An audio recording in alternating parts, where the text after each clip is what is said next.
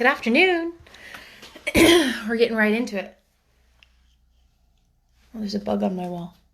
Hold on. First, I gotta kill the bug on my wall, and then we'll get into it. Do I have broccoli in my teeth? No. Oh, a little bit. Real life. Chapter 15. The Magic. When Sarah had passed the house next door, she had seen Ram Dass closing the shutters and caught a glimpse of this room also. "It is a long time since I saw a nice place from the inside," was the thought which crossed her mind. There was the usual bright fire glowing in the grate, and the Indian gentleman was sitting before it. His head was resting in his hand, and he looked as lonely and unhappy as ever. "Poor man," said Sarah. "I wonder what you are supposing." And this is what he was supposing at that very moment. Suppose, he was thinking, suppose even if Carmichael traces the people to Moscow, the little girl they took from Madame Pascal's school in Paris is not the one we are in search of. Suppose she proves to be quite a different child. What steps shall I take next? When Sarah went into the house, she met Miss Minchin, who had come downstairs to scold the cook. "Where have you wasted your time?" she demanded. "You have been out for hours." "It was so wet and muddy," Sarah answered. "It was hard to walk because my shoes were so bad and slipped about." "Make no excuses," said Miss Minchin, "and tell no falsehoods." Sarah went in to the cook. The cook had received a severe lecture and was in a fearful temper as a result. She was only too rejoiced to have someone to vent her rage on, and Sarah was a convenience, as usual. "Why didn't you stay out all night?" she snapped. Sarah laid her purchases on the table. "Here are the things," she said. The cook looked over them, grumbling. She was in a very savage humour indeed. "May I have something to eat?" Sarah asked rather faintly. "Day's over and done with," was the answer. "Did you expect me to keep it hot for you?" Sarah stood silent for a moment. "I had no dinner," she said next, and her voice was quite low. She made it low because she was afraid it would tremble. "There's some bread in the pantry," said the cook. "That's all you'll get this time of day." Sarah went and found the bread. It was old and hard and dry. The cook was in too vicious a humour to give her anything to eat with it. It was always safe and easy to vent her spite on Sarah. Really, it was hard for the child to climb the 3 long flights of stairs leading to her attic. She often found them long and steep when she was tired, but tonight it seemed as if she would never reach the top. Several times she was obliged to stop and rest. When she reached the top landing, she was glad to see the glimmer of a light coming from under her door. That meant Ermengarde had managed to creep up to pay her visit. There was some comfort in that. It was better than to go into the room alone and find it empty and desolate. The mere presence of plump, comfortable Ermengarde, wrapped in a red shawl, would warm it a little. Yes, there was Ermengarde when she opened the door. She was sitting in the middle of the bed with her feet tucked safely under her. She had never become intimate with Melchizedek and his family, though they rather fascinated her. When she found herself alone in the attic, she always preferred to sit on the bed until Sarah arrived. She had, in fact, on this occasion had time to become rather nervous, because Melchizedek had appeared and sniffed about a great deal, and once had made her utter a repressed squeal by sitting up on its hind legs and, while he looked at her, sniffing pointedly in her direction. "Oh, Sarah," she cried out, I am glad you have come. Melky would sniff about.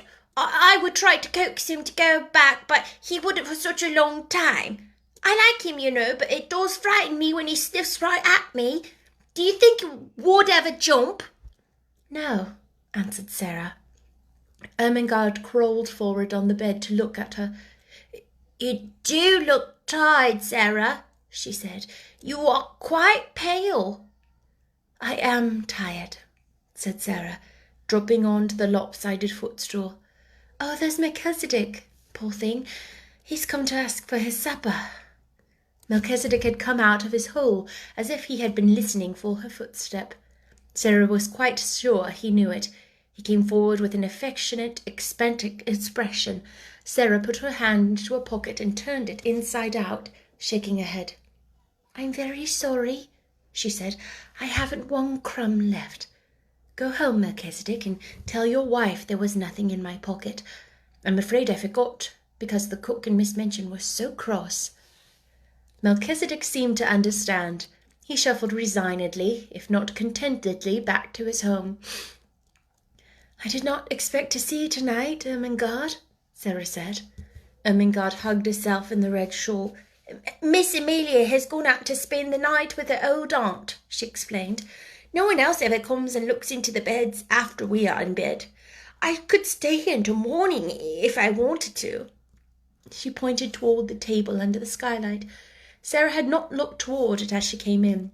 A number of books were piled upon it. Ermengarde's gesture was a dejected one. "Papa sent me some more books, Sarah," she said. "There they are." Sarah looked round and got up at once. She ran to the table and, picking up the top volume, turned over its leaves quickly. For the moment she forgot her discomforts. "Ah!" she cried out. "How beautiful! Carlyle's French Revolution. I have so wanted to read that." "I haven't," said Ermengarde, "and Papa will be so cross if I don't. He'd expect me to know all about it when I go home for the holidays. What shall I do?" Sarah stopped turning over the leaves and looked at her with an excited flush on her cheeks. "Look here," she cried. "If you'll lend me these books, I'll read them, and I'll tell you everything that's in them afterward. I'll tell it to you so that you will remember it too." "My goodness!" exclaimed Ermengarde. "Do you think you can?" "I know I can," Sarah answered. "The little ones always remember what I tell them." "Sarah," said Ermengarde, hope gleaming in her round face, "if you'll do that and make me remember, I'll give you anything." "I don't want you to give me anything," said Sarah. "I want your books. I want them." And her eyes grew big and her chest heaved. "Take them then," said Ermengarde. "I wish I wanted them, but I don't. I'm not clever. My father is, and he thinks I ought to be." Sarah was opening one book after the other. "What are you going to ask and tell your father?" she asked, a slight doubt dawning in her mind. "Oh, he needn't know," answered Ermengarde. "He'll think I've read them." Sarah put down her book and shook her head slowly. "That's almost like telling lies," she said. "And lies, well, you see, they're not only wicked, they're vulgar. Sometimes," reflectively, "I've thought perhaps I might do something wicked. I might suddenly fly into a rage and kill Miss Minchin, you know, when she is ill-treating me. But I couldn't be vulgar. Why can't you tell your father I read them?" "He wants me to read them," said Ermengarde, a little discouraged by this unexpected turn of affairs. "He wants you to know what is in them," said Sarah, "and if I tell it to you in an easy way and make you remember it, I should think he would like that." "He'll like it if I learn anything in any way," said ruthful Ermengarde. "You would if you were my father." "It's not your fault that—" began Sarah. She pulled herself up and stopped rather suddenly. She had been going to say, "It's not your fault that you are stupid." "That what?" Ermengarde asked. "That you can't learn things quickly," amended Sarah. "If you can't, you can't. If I can, why, I can. That's all." She always felt very tender of Ermengarde and tried not to let her feel too strongly the difference between being able to learn anything at once and not being able to learn anything at all. As she looked at her plump face, one of her wise, old-fashioned thoughts came to her. "Perhaps," she said, "to be able to learn things quickly isn't everything. To be kind is worth a great deal to other people. If Miss Minchin knew everything on earth and was like she is now, she'd still be a detestable thing, and everybody would hate her. Lots of clever people have done harm and have been wicked. Look at Robespierre." She stopped and examined Ermengarde's countenance, which was beginning to look bewildered. "Don't you remember?" she demanded. "I told you about him not long ago. I believe you've forgotten." "Well, I don't remember all of it," admitted Ermengarde. "Well, you wait a minute," said Sarah, "and I'll take off my wet things and wrap myself in the coverlet and tell you over again." She took off her hat and coat and hung them on a nail against the wall, and she changed her wet shoes for an old pair of slippers. Then she jumped on the bed and, drawing the coverlet about her shoulders, sat with her arms round her knees. "Now listen," she said. She plunged into the gory records of the French Revolution and told such stories of it that Ermengarde's eyes grew round with alarm as she held her breath. But though she was rather terrified, there was a delightful thrill in listening, and she was not likely to forget Robespierre again, or to have any doubts about the Princesse de la Balle. "You know they put her head on a pike and danced around it," Sarah explained, "and she had beautiful floating blonde hair, and when I think of her, I never see her head on a body. I always see it on a pike, with those furious people dancing and howling." It was agreed that Mr. St. John was to be told the plan they had made, and for the present the books were to be left in the attic. "Now, let's tell each other things," said Sarah. "How are you getting on with your French lessons?" "Ever so much better since the last time I came up here and you explained the conjugations. Miss Minchin could not understand why I did my exercises so well that first morning." Sarah laughed a little and hugged her knees. "She doesn't understand why Lottie is doing her sums so well," she said, "but it is because she creeps up here too, and I help her." She glanced around the room. "The attic would be rather nice if it wasn't so dreadful," she said, laughing again. "It's a good place to pretend in." The truth was that Ermengarde did not know anything of that sometimes almost unbearable side of life in the attic, and she had not a sufficiently vivid imagination to depict it for herself. On the rare occasions that she could reach Sarah's room, she only saw that side of it which was made exciting by things which were pretended, and stories which were told. Her visits partook of the characters of adventures, and though sometimes Sarah looked rather pale, and it was not to be denied that she had grown very thin, her proud little spirit would not admit of complaints. She had never confessed that at times she was almost ravenous with hunger, as she was tonight. She was growing rapidly, and a constant walking and running about would have given her a keen appetite even if she had had an abundance of regular meals of much nourishing nature than the unappetizing, inferior food snatched at such odd times as suited the kitchen's convenience. She was growing used to a certain gnawing feeling in her young stomach.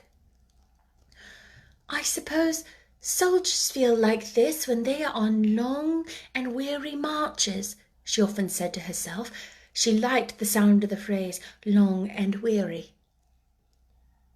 It made her feel rather like a soldier. She had also a quaint sense of being a hostess in the attic. "If I lived in a castle," she argued, "and Ermengarde was the lady of another castle and came to see me, with knights and squires and vassals riding with her, and pennons flying, when I heard the clarions sounding outside the drawbridge, I should go down to receive her, and I should spread feasts in the banquet hall, and call in minstrels to sing and play, and relate romances. When she comes into the attic, I can't spread feasts, but I can tell stories. I dare say poor chatelaines had to do that in times of famine, when their lands had been pillaged."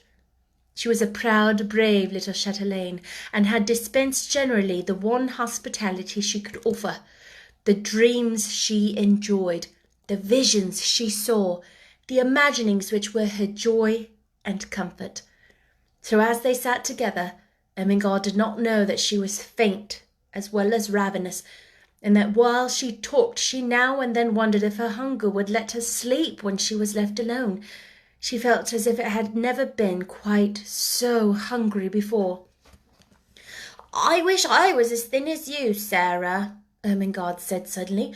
"I believe you are thinner than you used to be. Your eyes look so big, and look at those sharp little bones sticking out of your elbow."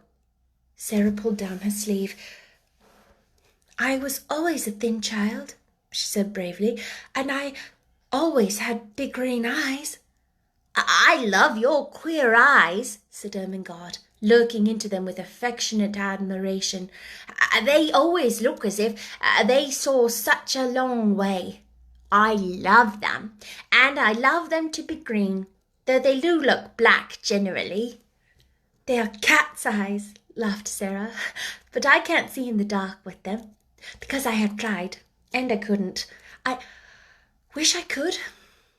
It was just at this minute that something happened at the skylight which neither of them saw. If either of them had a chance to look and turn, she would have been startled by the sight of a dark face which peered cautiously into the room and disappeared as quickly and almost as silently as it had appeared. Not quite as silently, however. Sarah, who had keen ears, suddenly turned a little and looked up at the roof. "That didn't sound like Melchizedek," she said. "It wasn't scratchy enough." "What?" Ermengarde said, a little startled. "Didn't you think you heard something?" asked Sarah. No," Ermengarde faltered. "Did you?" "Perhaps I didn't," said Sarah, "but I thought I did. It sounded as if something was on the slates, something that dragged softly." "What could it be?" said Ermengarde. "Could it be robbers?" "No," Sarah began cheerfully. "There's nothing to steal." She broke off in the middle of her words. They both heard the sound that checked her. It was not on the slates, but on the stairs below, and it was Miss Minchin's angry voice. Sarah sprang off the bed and put out the candle. "She is scolding Becky," she whispered, as she stood in the darkness. "She's making her cry." "Will she come in here?" Ermengarde whispered back, panic-stricken. "No, she will think I am in bed. Don't stir." It was very seldom that Miss Minchin mounted the last flight of stairs. Sarah could only remember that she had done it once before, but now she was angry enough to be coming at least part of the way up, and it sounded as if she was driving Becky before her. "You impudent child!" they heard her say. "Cook tells me she has missed things repeatedly." "'Twarn't me, Mum," said Becky, sobbing. "I was hungry enough, but it weren't me, never." "You deserve to be sent to prison," said Miss Minchin's voice. "Picking and stealing, eating half a meat pie, indeed." "'Twarn't me," wept Becky. "I could have ate a whole one, but I never laid a finger on it." Miss Minchin was out of breath between temper and mounting the stairs. The meat pie had been intended for her special late supper. It became apparent that she boxed Becky's ears. "Don't tell falsehoods," she said. "Go to your room this instant." Both Sarah and Ermengarde heard a slap, and then heard Becky run in her slip-shod shoes up the stairs and into her attic. They heard her door shut, and they knew that she threw herself upon the bed. "I could have ate 2 of them," they heard her cry into her pillow, "and I never took a bite. 'Twas cook give it to a policeman." Sarah stood in the middle of the room in the darkness. She was clenching her little teeth and opening and shutting fiercely her outstretched hands. She could scarcely stand still, but she dared not move until Miss Minchin had gone down the stairs and all was still. "The wicked, cruel thing!" she burst forth. "The cook takes things herself and then says Becky steals them. She doesn't. She doesn't. She's so hungry sometimes that she eats crusts out of the ash barrel. She pressed her hands hard against her face and burst into passionate little sobs, and Ermengarde, hearing this unusual thing, was overawed by it. Sarah was crying. The unconquerable Sarah. It seemed to denote something new, some new mood she'd never known. Suppose a new dread possibility presented itself to her kind, slow little mind all at once. She crept off the bed in the dark and found her way to the table where the candle stood. She struck a match and lit the candle. When she had lighted it, she bent forward and looked at Sarah, with her new thought growing to definite fear in her eyes. "Sarah," she said in a timid, almost awe-stricken voice, you never told me. I don't want to be rude, but are you ever hungry?" It was just too much. Just at that moment, the barrier broke down. Sarah lifted her face from her hands. "Yes," she said in a new, passionate way. "Yes, I am. I'm so hungry now that I could almost eat you. And it makes it worse to hear poor Becky. She's hungrier than I am." Ermengarde gasped. Oh, she cried woefully, "and I never knew." "I didn't want you to know," said Sarah. "It would have made me feel like a street beggar. I know I look like a street beggar." No, you don't. You don't," Ermengarde broke in. "Your clothes are a little queer, but you couldn't look like a street beggar. You haven't a street beggar face." "A little boy once gave me a 6pence for charity," said Sarah, with a sort of little laugh in spite of herself. "Here it is," and she pulled out the thin ribbon from her neck. "He wouldn't have given me his Christmas 6pence if I hadn't looked as if I needed it." Somehow the sight of the dear little 6pence was good for both of them. It made them laugh a little, though they both had tears in their eyes. "Who was he?" asked Ermengarde, looking at it quite as if it had not been a mere ordinary silver 6pence. "He was a darling little thing going to a party," said Sarah. "He was one of the Larch family, the little one with the round legs, the one I call Guy Clarence. I suppose his nursery was crammed with Christmas presents and hampers full of cakes and things, and he could see that I had nothing." Ermengarde gave a little jump backward. The last sentences had recalled something to her troubled mind and given her sudden inspiration. "Oh, Sarah," she cried, "what a silly thing! I am not to have thought of it." "Of what?" "Something splendid," said Ermengarde in an excited hurry. "This very afternoon my nicest aunt sent me a box.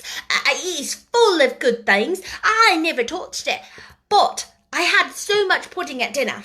I was so bothered about Papa's books." Her words began to tumble over each other. "It's got cake in it, and little meat pies and jam tarts and buns and oranges and red currant wine and figs and chocolate. I'll creep back into my room and get it this minute, and we'll eat it now." Sarah almost reeled. When one is faint with hunger, the mention of food has sometimes a curious effect. She clutched Ermengarde's arm. "Do you think you could?" she ejaculated. "I know I could," answered Ermengarde, and she ran to the door, opened it softly, put her head out into the darkness and listened. "Everybody's in bed." Then went back to Sarah. "The lights are out. Everybody's in bed. I can creep and creep, and no one will hear." It was so delightful that they caught each other's hands, and a sudden light sprang into Sarah's eyes. "Ermy," she said, let us pretend it's a party, and won't you invite the prisoner in the next cell?" Yes, let's knock on the wall now. The jailer won't hear." Sarah went to the wall. Though she could not hear poor Becky crying more softly, she knocked 4 times.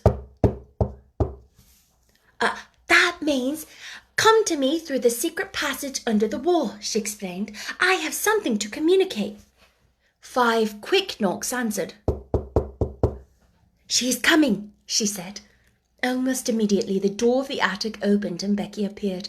Her eyes were red and her cap was sliding off, and then she caught sight of Ermengarde. She began to rub her face nervously with her apron. "Don't mind me a bit, Becky," cried Ermengarde. Miss Ermengarde has asked you to come in, said Sarah, because she's going to bring a box of good things up here to us. Becky's cap almost fell off entirely. She broke in with such excitement. To eat, miss? She asked. Things that's good to eat? Yes, answered Sarah, and we are going to pretend a party. And you shall have as much as you want to eat, put in Ermengarde. I'll go this minute. She was in such haste that as she tiptoed out of the attic, she dropped her red shawl and did not know it had fallen. No one saw it for a minute or so. Becky was too much overpowered by the good luck which had befallen her. Oh, miss, she gasped. I know it was you that asked her to come let me in. It makes me cry to think of it. And she went to Sarah's side and stood and looked at her, worshippingly. But in Sarah's hungry eyes the old light had begun to glow and transform the world around her.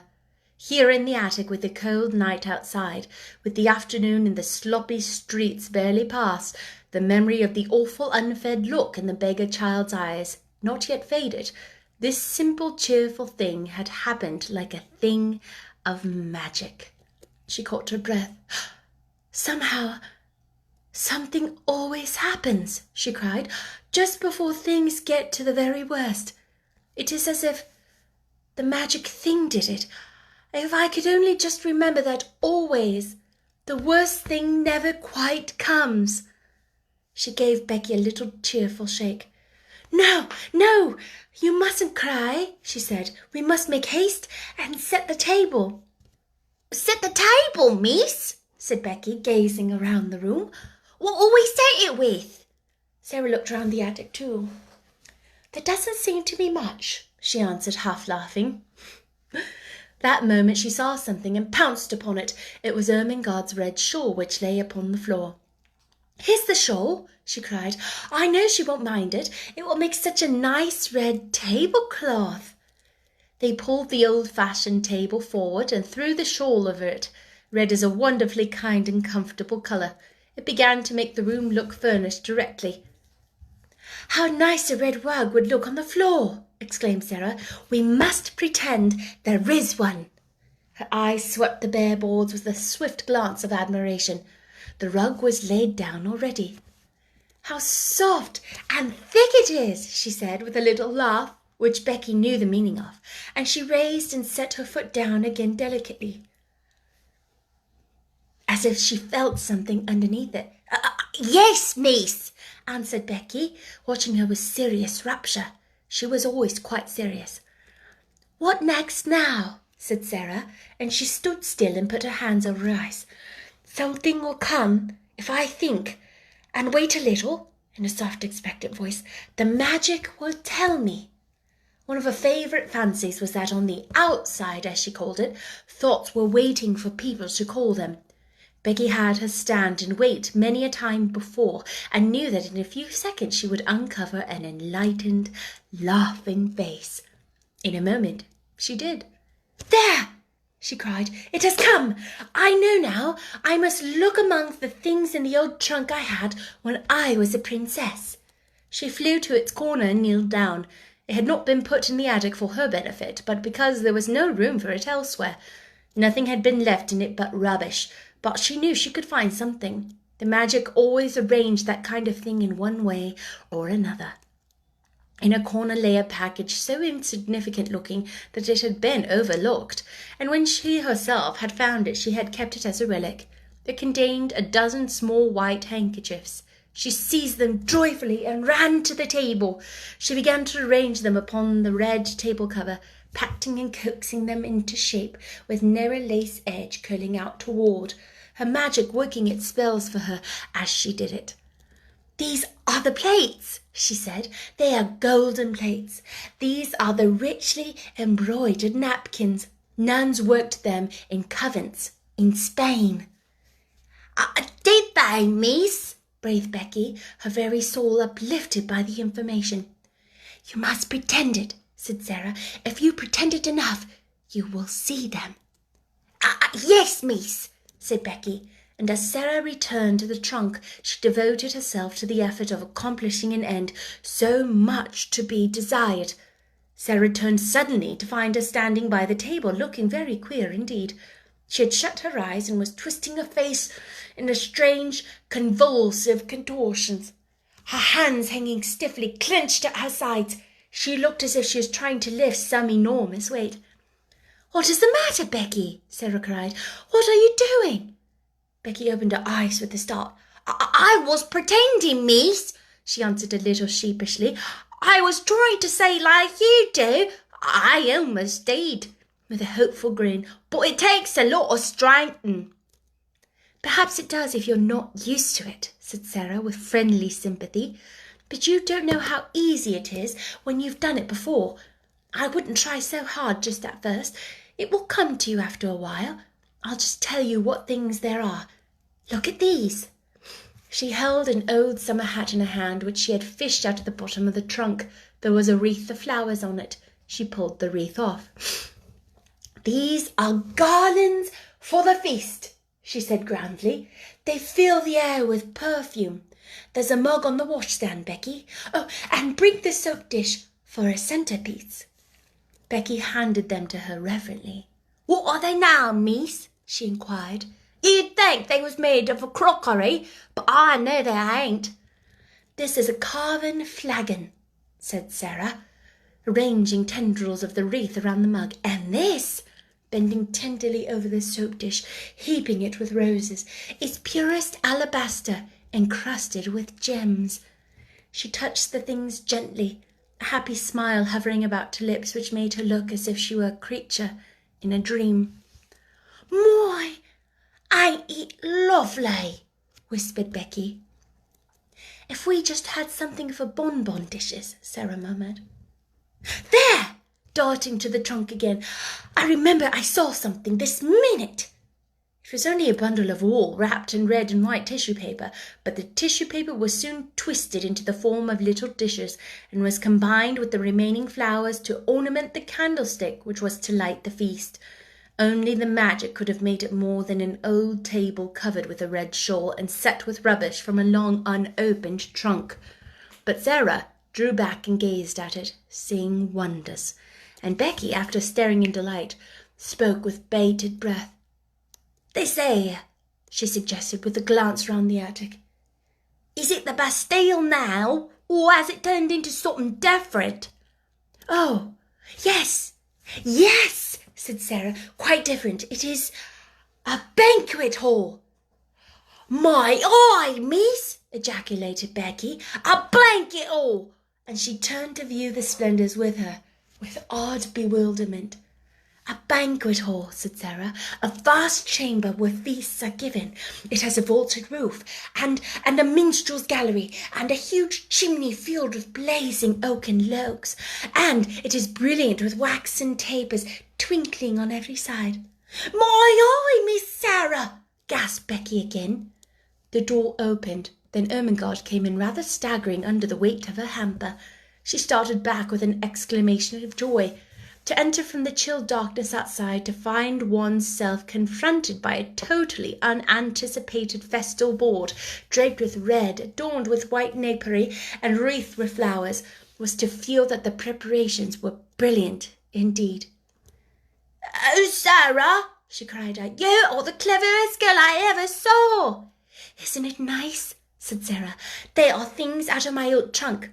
I asked my magic, and it told me to go and look." "But oh, miss," cried Becky, "wait till she's told you what they are. They ain't just... Oh, miss, please tell her," appealing to Sarah. So Sarah told her, and because her magic helped her, she made her almost see it all. The golden platters, the vaulted spaces, the blazing logs, the twinkling waxen tapers. As the things were taken out of the hamper, the frosted cakes, the fruits, the bonbons and the wine, the feast became a splendid thing. "It's like a real party," cried Ermengarde. "It's like a queen's table," sighed Becky. Then Ermengarde had a sudden brilliant thought. "I'll tell you what, Sarah," she said. "Pretend you are a princess now, and this is your royal feast." But it's your feast, said Sarah. You must be the princess, and we will be your maids of honour. Oh, I can't, said Ermengarde. I'm too fat, and I don't know how. You be her. Well, if you want me to, said Sarah. But suddenly the thought of something else ran to the rusty grate. There is a lot of paper and rubbish stuffed in here, she exclaimed.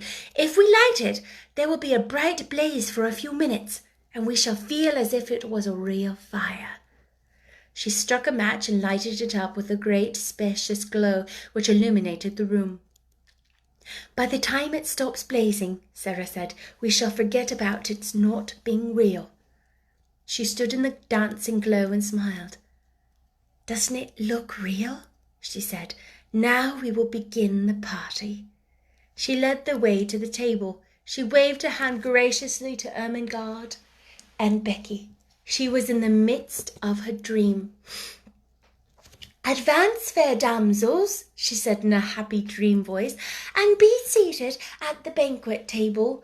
My noble father, the king, who is absent on a long journey, has commanded me to feast you. She turned her head slightly toward the corner of the room. What ho! There, minstrels, strike up with your viols and bassoons. Princesses, she explained rapidly to Ermengarde and Becky, always had minstrels to play at their feasts. Pretend there is a minstrel gallery up there in the corner. Now we will begin. They had barely had time to take their pieces of cake into their hands. Not one of them had time to do more, when they all three sprang to their feet and turned pale faces toward the door, listening. Someone was coming up the stairs. There was no mistake about it. Each of them recognized the angry mounting tread and knew that the end of all things had come. It's the Macy's, choked Becky, and dropped a piece of cake on the floor. Yes, said Sarah, her eyes growing wide with shock and large in her small white face. Miss Minchin has found us out. Miss Minchin struck the door with the blow of her hand. She was pale herself, but it was with rage. She looked from the frightened faces up to the banquet table, and from the banquet table to the last flicker of the burnt paper in the grate.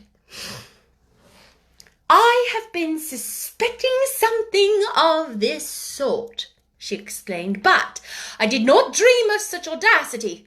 Lavinia was telling the truth. So they knew that it was Lavinia who had somehow guessed their secret and had betrayed them. Miss Minchin strode over to Becky and boxed her ears for a second time. You impudent creature, she said. You leave the house in the morning. Sarah stood quite still, her eyes growing larger, her face paler. Ermengarde burst into tears. Oh, don't send her away, she sobbed. My aunt sent me the hamper. We're only having a party. So I see, said Miss Minchin witheringly, with the Princess Sarah at the head of the table, She turned fiercely on Sarah. It is your doing, I know, she cried. Ermengarde would never have thought of such a thing. You decorated the table, I suppose, with this rubbish. She stamped her foot at Becky. Go to your attic, she commanded, and Becky stole away, her face hidden in her apron, her shoulders shaking. Then it was Sarah's turn again. I will attend to you tomorrow. You shall have neither breakfast, dinner, nor supper. I have not had either dinner nor supper today, Miss Minchin, said Sarah rather faintly. Then all the better. You will have nothing to remember. Don't stand there. Put those back into the hamper again. She began to sweep them off the table into the hamper herself and caught sight of Ermengarde's new books. And you, to Ermengarde, have brought your beautiful new books to this dirty attic. Take them up and go back to bed. You will stay there all day tomorrow, and I shall write to your papa. What would he say if he knew where you were tonight? Something she saw in Sarah's grave, fixed gaze at this moment made her turn on her fiercely. What are you thinking of? She demanded. Why do you look at me like that? I was wondering, answered Sarah, as she had answered that notable day in the schoolroom. What were you wondering? It was very like the scene in the schoolroom. There was no pertness in Sarah's manner. It was only sad and quiet. "I was wondering," she said in a low voice, "what my papa would say if he knew where I am tonight." Miss Minchin was infuriated, just as she had been before, and her anger expressed itself as before in an impetuous violence. She flew at her and shook her. "You insolent, unmanageable child!" she cried. "How dare you? How dare you?" She picked up the books, swept the rest of the feast back into the hamper in a jumbled heap, thrust it into Ermengarde's arms, and pushed it before her toward the door. "I will leave you to wonder," she said. "Go to bed this instant." She shut the door behind herself and poor stumbling Ermengarde, and left Sarah standing quite alone. The dream was quite at an end. The last spark had died out of the paper in the grate and left only black tinder. The table was left bare. The golden plates and richly embroidered napkins and garlands were transformed again into old handkerchiefs, scraps of red and white paper, and discarded artificial flowers all scattered on the floor. The minstrels in the minstrel gallery had stolen away, and the viols and bassoons were still. Emily was sitting with her back against the wall, staring very hard. Sarah saw her and went and picked her up with trembling hands. "There isn't any banquet left, Emily," she said, "and there isn't any princess. There is nothing left but the prisoners in the Bastille." And she sat down and hid her face. What would have happened if she had not hidden it just then? If she had chanced to look up at the skylight at the wrong moment, I do not know. Perhaps the end of this chapter might have been quite different, because if she had glanced at the skylight, she would have certainly seen what startled and what she would have seen. She would have seen exactly the same face pressed against the glass and peering in at her as it peered in earlier in the evening when she had been talking to Ermengarde. But she did not look up. She sat with her little black head in her arms for some time. She always sat like that when she was trying to bear something in silence. Then she got up and went slowly to the bed. "I can't pretend anything else while I am awake," she said. "There wouldn't be any use in trying. If I go to sleep, perhaps a dream will come and pretend for me." She suddenly felt so tired, perhaps through want of food, that she sat down on the edge of the bed quite weakly. "Suppose there was a bright fire in the grate, with lots of dancing flames," she murmured. "Suppose there was a comfortable chair before it, and suppose there was a small table near, and with a little hot supper on it, and suppose—" As she drew the thin coverings over her, suppose this was a beautiful soft bed with fleecy blankets and large downy pillows. Suppose.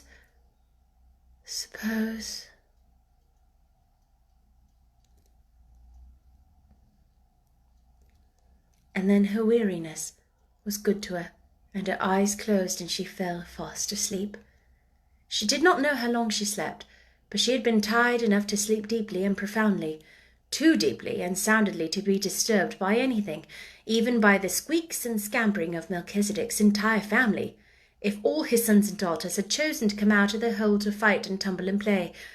When she awakened, it was rather suddenly, and she did not know that any particular thing had called out for her or her sleep.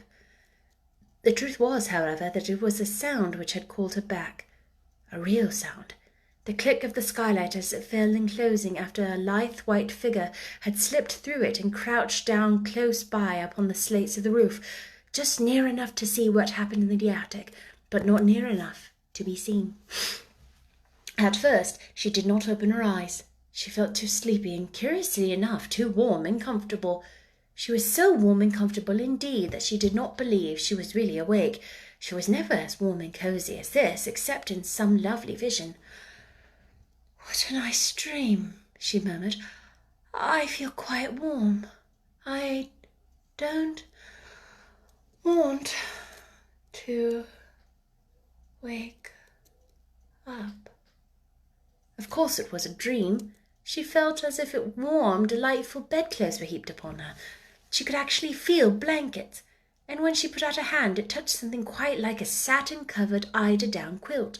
She must not awaken from this delight. She must be quite still and make it last. But she could not. Even though she kept her eyes closed tightly, she could not. Something was forcing her to awaken. Something in the room. It was a sense of light and a sound, the sound of crackling, roaring little fire. "Oh, I am awakening," she said mournfully. "I can't help it. I can't." Her eyes opened in spite of herself, and then she actually smiled. For what she saw she had never seen in the attic before, and knew she never should see. "Oh, I haven't awakened," she whispered, daring to rise on her elbow and look all about her. "I am dreaming yet."